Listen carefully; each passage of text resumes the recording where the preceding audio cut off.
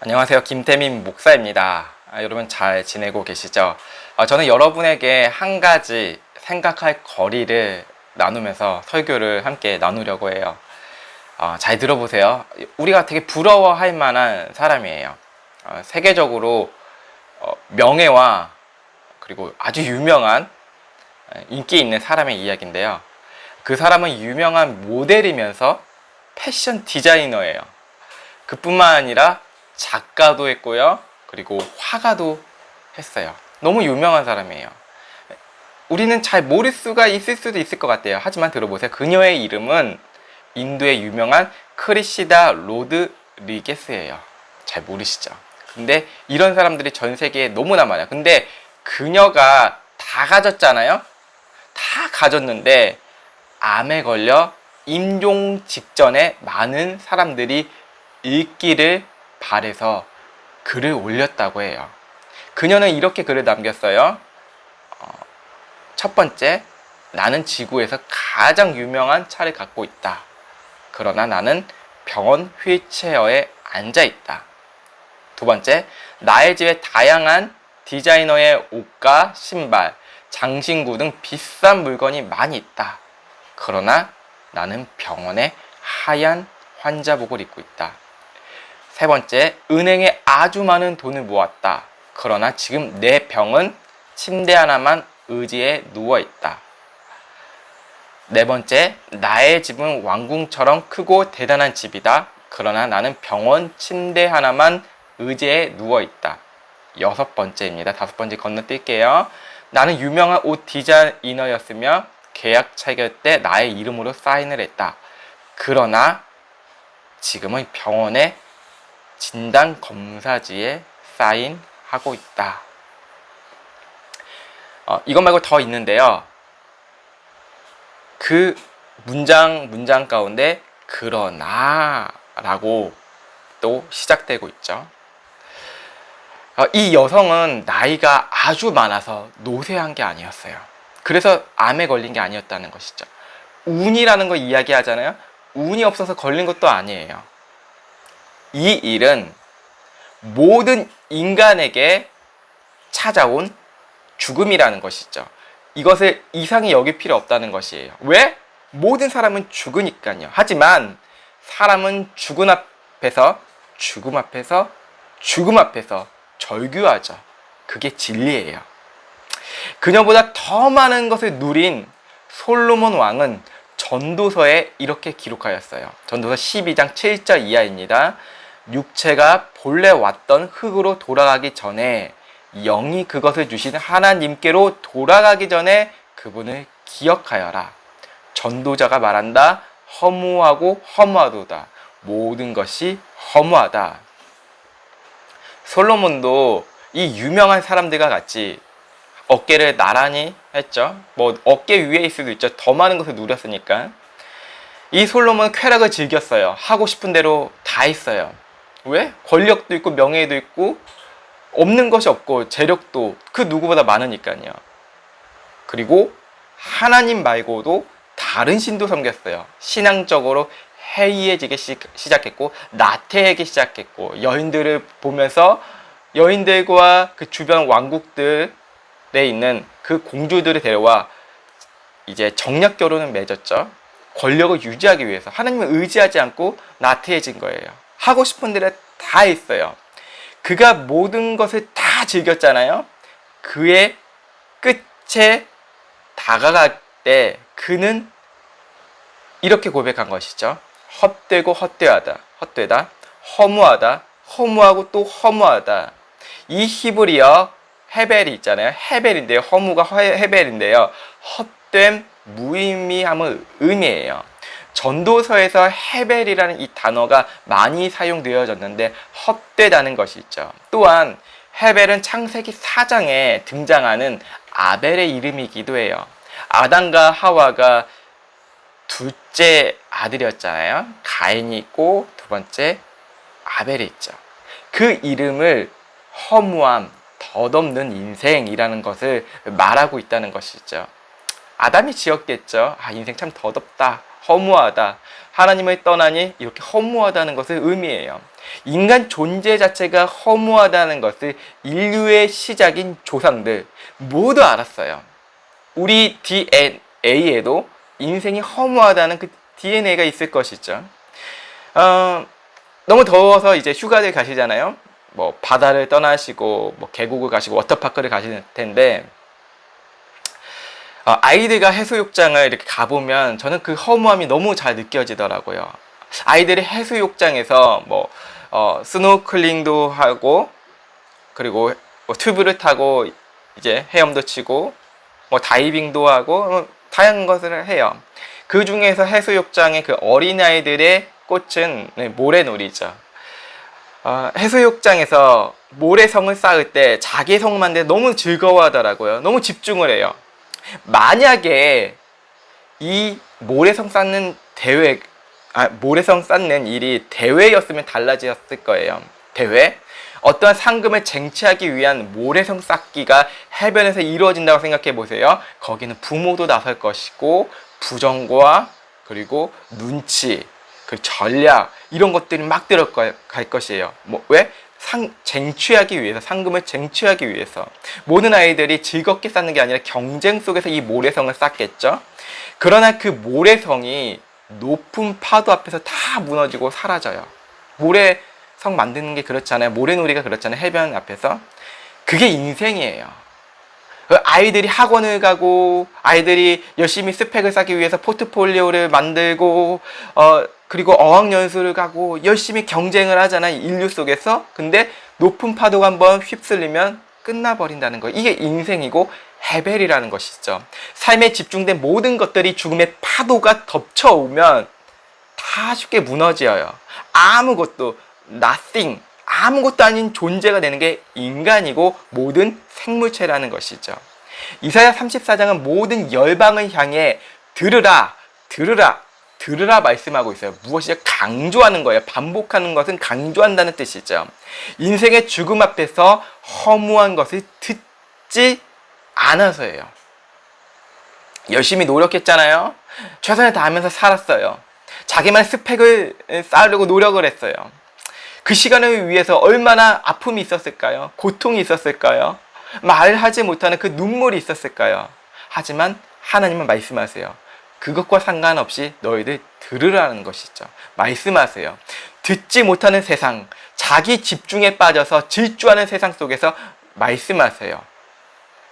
그들은 계속 그래도 달리죠. 하나님 말씀하셔도 인간은 계속 달려요. 계속 달리다는 것은 무엇이죠? 하나님 말씀이 선포되어도 인간은 모든 하나님의 진노 아래 있다는 것이 선포되어도 인간은 그것을 듣지 않아요. 내 자신이 맞다고 생각하기 때문에 자기 정의, 자기 정당성으로 인하여서 계속 달려간다는 것이죠. 내 말이 맞다는 거예요. 하나님 말이 틀려요. 하나님은 어디 있어? 하나님이 뭐가 맞아? 기독교인들 다 거짓된 놈들이야. 코로나 시기 지나간 거 봤지? 얼마나 악한 놈들인지 몰라. 이런 식으로 기독교 이미지가 퇴색된 거는 맞아요. 하지만 그 누군가가 기독교 이미지를 훼손시키고 헛되게 만들고 악하게 만들었지라도 하나님은 여전히 말씀하신다는 거예요. 자, 우리는 무엇을 믿고 있죠? 하나님을 믿고 있습니다. 우리가 전력 질주할 것은 세상에 말하는 소리들이 아니에요. 우리가 하나님 말씀으로 질주함으로써 세상 속에서 더불어서 어울리며 그 말씀에 증거해야지. 기독교가 이렇게 되었네. 이제 끝났다. 어떻게 해야 되지? 이제 희망이 없어. 여기에 매몰돼서 안 된다는 것이죠. 왜 그럴까요? 우리는 하나님 말씀에 집중되며 살아가는 그리스도인들이지 세상과 교회 반반 하프 기독교인이 아니라는 것입니다. 우리가 달려갈 것은 하나님 말씀으로 인한 전력 질주라는 것이죠. 이 세상은 자기의 뜻을 위해서 전력 질주하고 있잖아요. 그 가운데 하나님께서 말씀하셔 들으라 말씀하시는 거예요. 무엇을 말씀하시는 것이죠? 심판하신다는 것이죠. 우리는 하나님의 심판을 종교적 용어로 생각을 해요. 종교적 용어와 전혀 개념이 달라요. 종교적 심판은 뭐죠? 그냥 착하게 살면 돼요. 도덕적으로. 아니면 종교적으로 산다는 것은 기도를 많이 한다는 것이죠. 정성을. 뭐 예불이라고 이야기하잖아요. 뭐 불교에서는 정성을 다해서, 뭐 이슬람에서는 하루 5번 기도하자. 근데 예잔 소리가 들으면 기도하러 나가야 되죠. 메카를 향해서 기도를 해야 되죠. 그래서 메카가 어디인지 확인하기 위해서 핸드폰 어플에 메카를 가리키는 그 나침판도 있죠. 모든 종교가 자기의 의를 위해서 자기가 잘 살고 있다는 것을 증명을 하면 돼요. 그게 중심이에요. 그거면 된대요. 하지만 하나님의 심판은 완전한 공의를 말씀하고 있어요. 정말 다르죠? 기독교인이 잘 못 살 수도 있고, 불교인이 잘 못 살 수도 있고, 다른 종교가 더 잘 살 수도 또 있잖아요? 더 도덕적인 종교가 될 수도 있고요. 하지만 하나님의 심판은 완전한 공의를 요구해요. 완전함을 요구한다는 것이죠. 모든 인간은 하나님의 심판을 피할 수 없다는 것이죠. 보세요. 저 같은 목사가 더 공의로울까요? 정의로울까요? 전혀 그렇지 않습니다. 전혀 그렇지 않아요. 대형교회 목사의 말이 기억이 나나요? 김병선 목사가 자기 아내인 사모가 당신 여기 집안에서 한 행동을 밖에서 사람들이 보면 참 웃을 거야, 이런 것을 설교를 했어요. 근데 그 목사뿐만 아니라 모든 목사들이 그러죠. 다 자기 허물을 무화과 나무 잎으로 숨기고, 이 정도 돼야지, 이 정도의 그런 것을 사람들이 요구하잖아, 이런 이미지 메이킹을 하잖아요. 하지만 하나님은 그것을 원하시지 않아요. 모든 완전한 공의를 원하세요. 완전한 것을 원하세요. 우리가 MRI나 엑스레이, CT로 우리의 속껍질을 찍잖아요. 속껍질이라고 해서 좀 죄송하지만 육체의 내부를 찍어요. 뭐 맞긴 맞죠. 하나님의 전능하심과 이것을 비교할 수 없어요. 모든 부분을 하나도 빠짐없이 보세요. 그로 인해서 심판을 받는다는 것이죠. 이런 사람들이 하나님의 심판을 피할 수 있을까요? 에돔, 아수르, 바벨론, 여러분 옛 시대에 강력했던 그러한 민족들이 있잖아요. 뭐 이집트 말할 것도 없고, 여러분 이들이 블레셋, 이들이 좀 더 정의롭게 살 수 있잖아요. 자기들의 입장에서는. 그렇죠? 이스라엘보다 더 깨끗하게 종교적으로 잘 살 수 있어요. 잘 도와주고. 하지만 이들이 하나님의 심판을 피할 수 있냐는 것이죠. 하나님은 그 누구도 예외 없이 완전한 공의를 요구하세요. 그래서 하나님께서는 이스라엘이라는 이 작은 민족을 택하셔서 이들에게 출애굽 이후에 행했던 일들 중에 최고로 중요한 게 레위기, 제사법이라는 것이죠. 제사 왜 드려요? 왜 예배 드리는 거예요? 죄를 사함받기 위해서 동물의 희생 제물을 요구하시는 거예요. 하나님은 인신 제사를 요구하시지 아니하세요. 인신 제사를요. 전혀 요구하지 않으세요. 동물의 피를, 동물의 희생 제사를 요구하세요. 희생 없이는, 피 흘림 없이는 죄삼이 없다는 거예요. 그만큼 죄가 무시무시하다는 것이죠. 잔인하다는 것이 있죠. 그 안에서 대속 원리를 가르쳐 주시는 거야. 너네 도덕적으로 나올 수 있다고? 너네가 하나님께 정성을 들이면 내가 감동받을 것 같아? 너희가 11조 잘하고 전도 잘하면 내가 그거 다 너희들 죄 용서해 줄 것 같아? 그게 아니야. 너희들 완전한 공의가 필요해. 완전한 정의가 필요해. 이것을 가르쳐 주시는, 이게 바로 대속이에요. 하나님의 심판 앞에서는 인류는 기쁨이 없어져요. 4절을 보시면 하늘의 모든 별들은 사라지고 하늘이 두루마리처럼 말려 올라갈 것이다. 이게 무엇을 의미할까요? 창조가 되었고 종말을 의미한다는 거예요. 창조가 되었으면 종말을 말씀하고 계시는 것이죠. 포도나무에서 씨는 잎사귀가 떨어지듯 무화과 나무에서 마른 무화과가 떨어지듯 모든 별들이 떨어질 것이다. 이거 다 종말을 말씀하고 있는 거예요.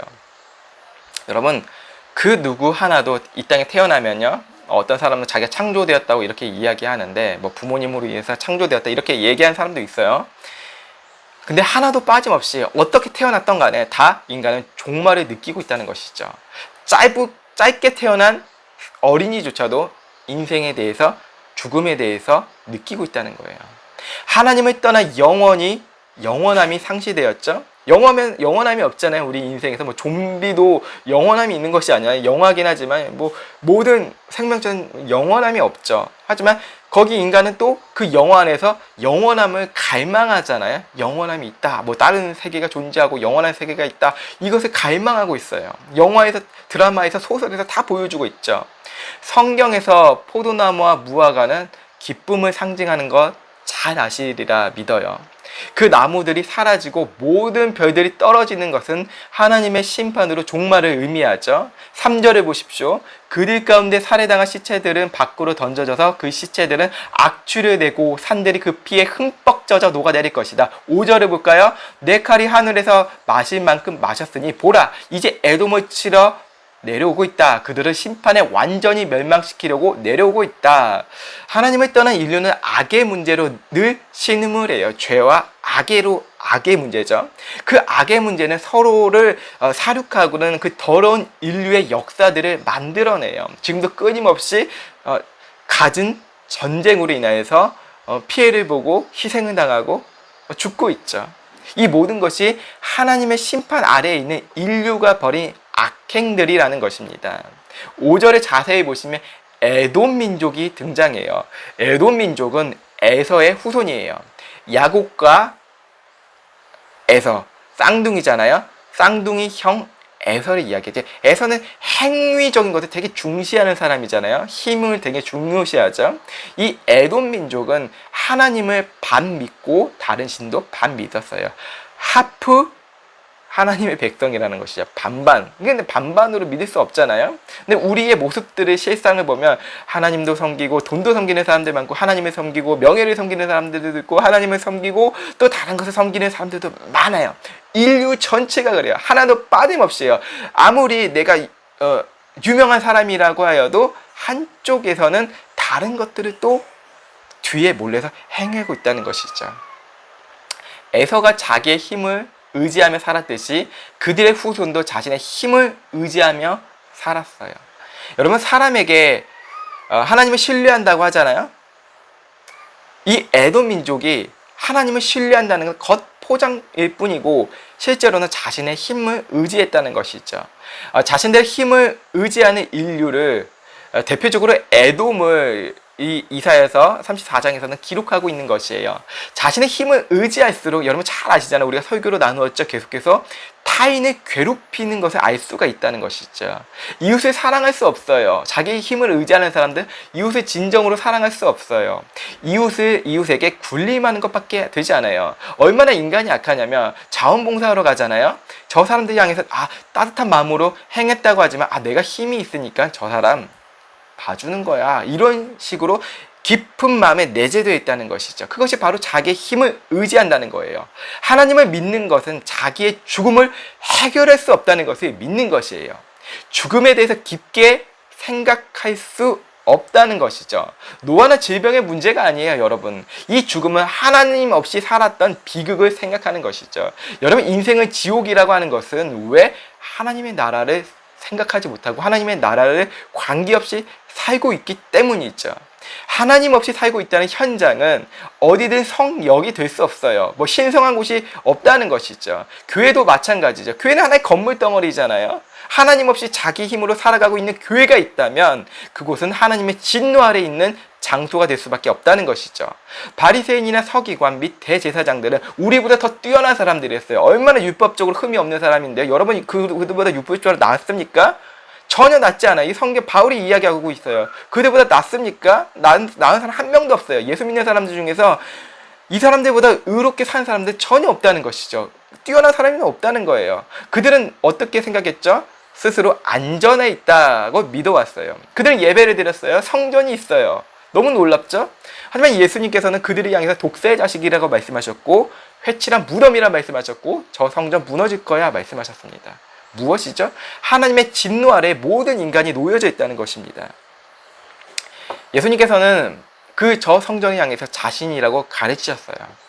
무너지고 다시 세워질 것이다. 이 예루살렘, 이스라엘 백성들이 그렇게 염원하던 것은 하나님의 성전인 예수 그리스도, 그 메시아였다는 것이죠. 근데 사람들 그 메시아를 도리어 죽였죠. 예수님께서 40일 광야에서 금식을 하셨어요.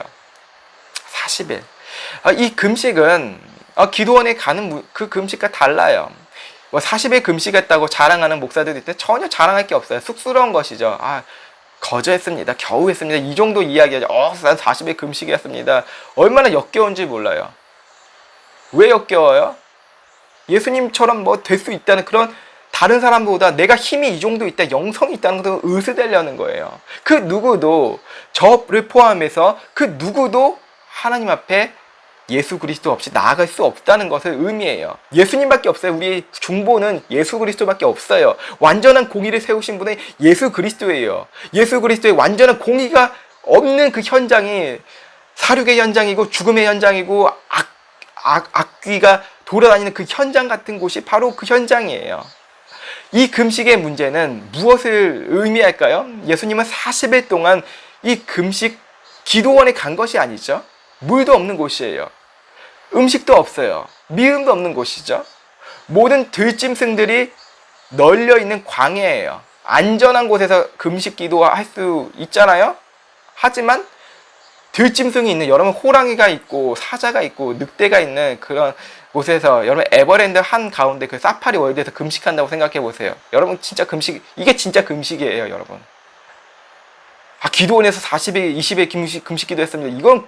그거는 그냥 하나님을 의지하기 위해서 내 힘을 빼는 게, 그게 금식이지. 예수님처럼 완전한 40일 금식은 여러분이 사파리 월드 같은 데서 금식을 해보시라는 거예요. 그곳에 못 간다면 그런 아프리카 그런 초원에서 거기에 진짜 광야거든요. 짐승이 있는 곳에서 한번 여러분 금식해 보세요. 두려움에 떨리면서 금식을 할 수밖에 없어요. 이거는. 이것은 무엇을 의미해요? 완전한 공의, 완전한 것, 예수님밖에 없다는 것을 여기에서 성경은 드러내고 있다는 것이죠. 그분의 굶주림 앞에서 마귀가 찾아왔잖아요. 유혹해요. 마음에 막 여러 가지 시험을 주려고 왔어요. 마귀가 돌들을 떡으로 만들려고 유혹을 했죠. 예수님은 그 일을 하실 수 있음에도 하시지 않았어요. 사람은 자기의 욕구에 따라서 자기 집중과 성을 쌓지만 예수님은 하나님 나라를 선포하러 오신 거예요. 말씀 그 자체셨다는 것이죠. 인간이 늘 시험이란 무게에 짓눌려지고 살지만, 그리고 또 죽잖아요. 예수님은 말씀을 이루시고 죽으시고 다시 살아나셨어요. 처음부터 끝까지 유혹당하는 세상, 우린 그 인생에서 살아가고 있습니다. 그 인생에서 내가 하나님 앞에 나아갈 수 있다는 것은 완전한 공의가 필요한데, 우리에게는 완전한 공의도 없고 완전한 정의도 없고 완전한 인애도 없어요. 그래서 그 완전하신 주 예수 그리스도를 바라보자는 거예요. 그 예수님은 이 땅에 회복하려고 이 땅에 오셨어요. 우리가 덥고 힘들고 춥고 너무 힘들고 배고프고 걱정하고 미래를 이렇게 살아가잖아요. 또 사업을 하다가 일을 하다가 유혹을 받잖아요. 게을러지고 싶고 탈세를 하고 싶고 이것저것 하고 싶어지잖아요. 하지만 그 가운데서 주 예수 그리스도 바라보십시오. 이런 모든 것들이 자유로울 것입니다. 왜? 그분은 세상을 이기셨고 마귀의 유혹에서 먹고 사는 문제에 대해서 다 이기셨어요. 그래서 우리는 그분 안에 거할 때 하나님의 완전한 그 공의의 희생의 제사를 만족시키시는 그 하나님 앞에 나아갈 수 있다는 것입니다. 이 말씀이 34장입니다. 이사야서 34장. 성경은 총 66권, 이사야서도 66장으로 되어 있습니다. 반이 넘어가고 있어요. 하나님의 심판과 진노하심을 지금까지 이야기했지만, 지금 다음부터는 하나님의 인애와 하나님의 회복, 자유를 이제 선포하게 될 것입니다. 여러분, 인생이 그렇습니다. 우리가 예수 믿기 전에는 그렇게 살아왔어요. 진노 아래서. 하지만 예수님을 바로 믿고 예수님을 진짜 나의 구세주로 따르는 사람이 되면 우리의 인생은 어떠한 상황 가운데서도 화평의 삶으로 바뀌어진다는 것입니다. 인생이 한 번뿐 중요하다고 생각하잖아요. 우리의 영원한 신은 한 분뿐, 삼위일체 하나님이십니다. 이 말씀을 기억하고 살아가는 하나님의 백성들 되시길 예수 그리스도의 이름으로 축복합니다. 이번 여름도 화이팅 하십시오. 기도하겠습니다. 하나님 감사합니다. 우리의 상황과 형편은 늘 어렵고 힘듭니다.